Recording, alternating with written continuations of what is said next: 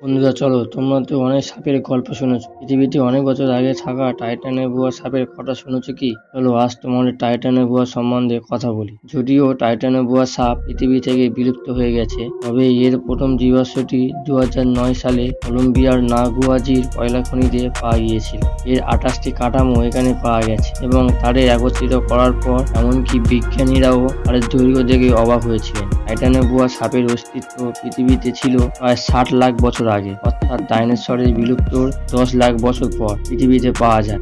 টাইটানোবুয়া হলো পৃথিবীতে বিদ্যমান সবচেয়ে বড় সাপের প্রজাতি। এটি অ্যানাকন্ডার প্রায় দ্বিগুণ এবং ওজনে 4 গুণ ছিল, যা বর্তমানে বিদ্যমান সবচেয়ে বড় সাপ। টাইটানোবুয়া সাপের দৈর্ঘ্য ছিল 40 থেকে 50 ফুট এবং ওজন প্রায় 1000 থেকে 1500 কেজি।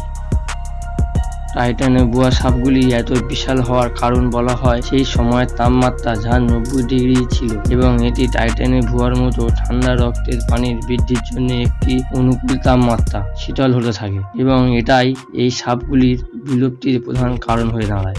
তোমাদের এই ভিডিওটি ভালো লেগে থাকলে তাহলে আমাদের আজব পৃথিবী চ্যানেলটিকে সাবস্ক্রাইব করে একটা লাইক করে দেবে।